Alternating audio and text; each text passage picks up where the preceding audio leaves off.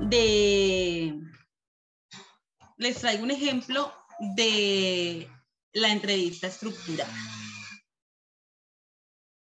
La entrevista estructurada tiene como yo ahorita les había dicho, unos diferentes tipos de preguntas, ¿sí? Es una entrevista que ya va diseñada por el investigador y que ese investigador ha pensado realmente esas preguntas de acuerdo a su problema de investigación, ¿sí? Entonces, esta entrevista está propuesta pues en el texto de Valles y dice, les voy a leer las preguntas. ¿Qué sucede cuando no estáis de acuerdo? ¿Cuáles son las cosas que creen tensionantes entre vosotros, entre usted? ¿Su hijo no le hace caso cuando usted le pide que haga algo que no le apetece? ¿Cómo reacciona usted cuando se comporta de esa forma? ¿Qué sucede si él o ella se niega a hacer algo que usted quiere hacer? ¿Qué opina del hecho de dar alguna vez una bofetada a niños de esa edad?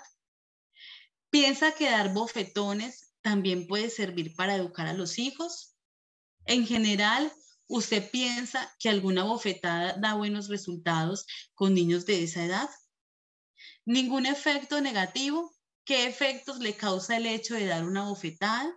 Aquí está el autor haciendo una entrevista a una madre de familia, ¿no? Es una conversación con una mamá referente al comportamiento que tiene con su hijo. Mire que las preguntas son muy específicas y están orientando a la persona al maltrato, a la reacción de violencia, a los aspectos que le causan daño, a los aspectos que le molestan, a identificar todos esos componentes que hay en el momento de la crianza, ¿sí? Entonces, miremos que en la entrevista estructurada es muy oportuna cuando generalmente no conozco mucho la persona a la que le voy a entrevistar. Es muy oportuna porque me permite primero tener preguntas muy específicas de acuerdo a lo que yo necesito. Si yo necesito preguntar por los estilos pedagógicos de un docente, si yo necesito preguntar por el estrés que maneja un docente, si yo necesito preguntar por el material, por cómo hace su clase, por la política de género, bueno, de diferentes temas, pues ese estilo, esa estructura, ese tipo de entrevista me sirve mucho porque permite a la persona que yo voy a entrevistar que no se salga, ¿sí? Que no se salga de lo que yo necesito. Porque generalmente en las entrevistas puede que a veces las personas se dispersen. Entonces empiezan a hablar de una cosa, de otra, de su vida personal, de anécdotas. Entonces, este ejemplo de pregunta estructurada me permite a mí tener muy en cuenta que solo quiero que la persona me hable sobre el problema que necesito, sobre el tema que necesito. Las entrevistas se hacen con un propósito y es esa obtención de información. Entonces, ¿cómo se obtiene esa información? Hay muchas formas de análisis, hay muchas técnicas de análisis, dependiendo del método de investigación. Generalmente, los métodos que utilizamos los investigadores sociales están relacionados con la teoría fundamentada, con el análisis del discurso o con el análisis de contenido o con el análisis documental y de determinado método de análisis de investigación es que yo analizo la entrevista.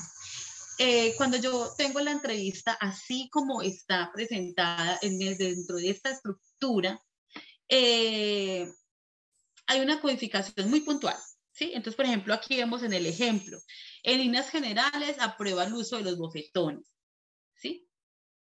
No hay más interpretación porque las preguntas tampoco permiten que la persona se abra a expresar todo lo que siente cuando maltrata a su hijo, cuando le da un golpe a su hijo, sino que simplemente está diciendo sí, lo aprueba, no lo aprueba, ¿sí?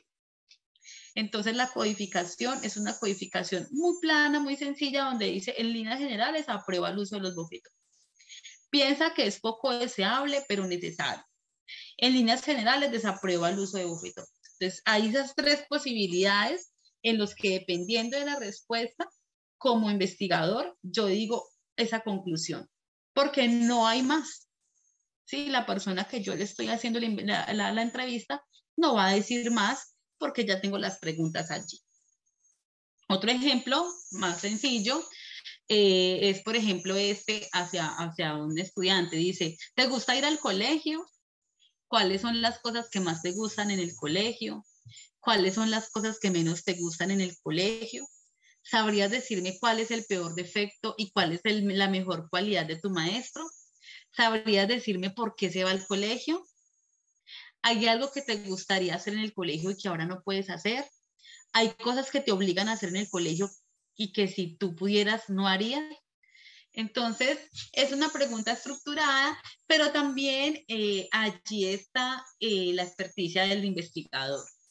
¿Se acuerda que recuerden que, que ahorita en la diapositiva anterior les había dicho que es una conversación y que es la habilidad del entrevistador que permite que el investigado pueda dar su opinión y podernos adentrar a todo eso que piensa?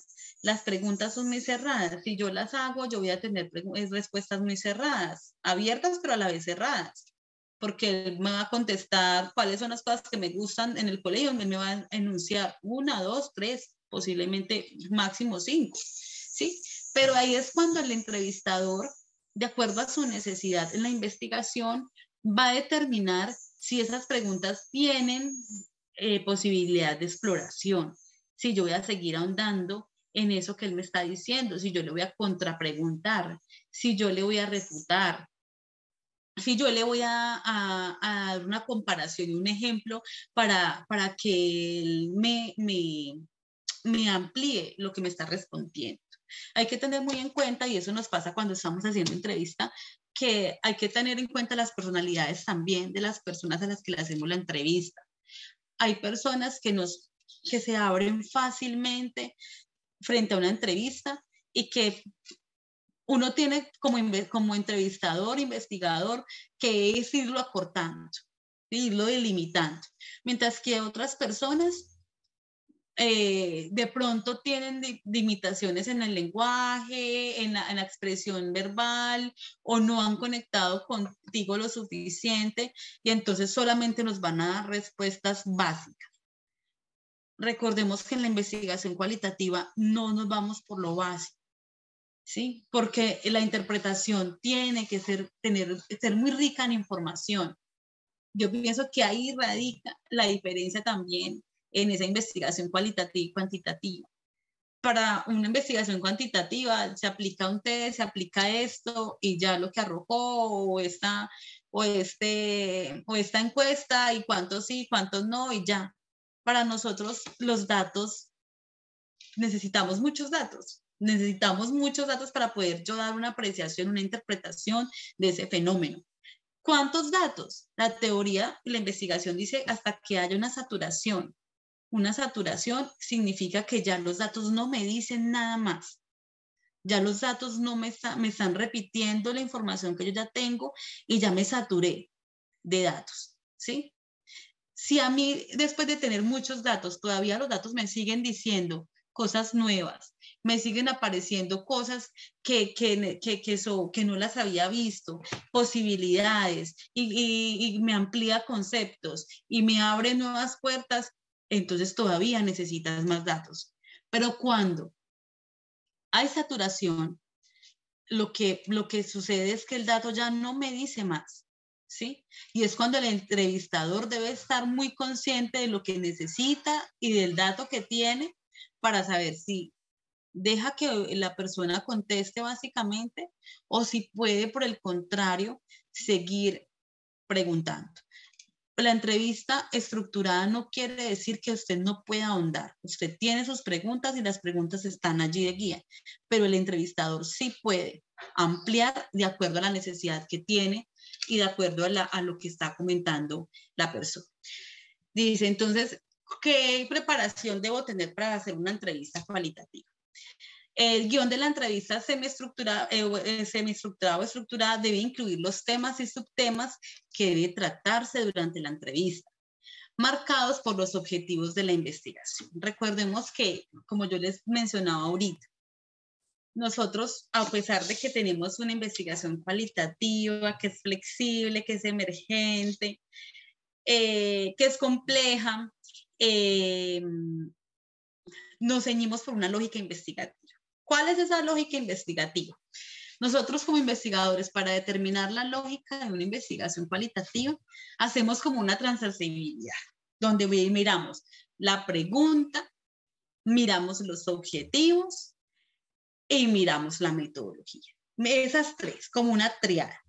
Nosotros miramos la pregunta y esa pregunta me marca una ruta de los objetivos. No pueden tener incoherencias los objetivos con la pregunta, porque si yo no tengo objetivos claros, no voy a resolver la pregunta, yo no voy a responder esa pregunta. Si mis objetivos no están encaminados a responder esa pregunta de investigación, pues no la voy a responder, entonces no me sirven esos objetivos que prepare. Y si la metodología, el camino metodológico que yo tengo, no responde a esos objetivos, pues tampoco por ese camino voy a lograr esos objetivos. Es una ruta que se traza y es una ruta que tiene un norte muy fijo, donde nosotros vamos caminando como investigadores, hacemos la pregunta de investigación, nos diseñamos unos objetivos para encontrar respuestas a esa pregunta, buscamos un método por el cual nosotros vamos a responder esa pregunta, pero los tres tienen que tener una lógica investigativa, ¿sí?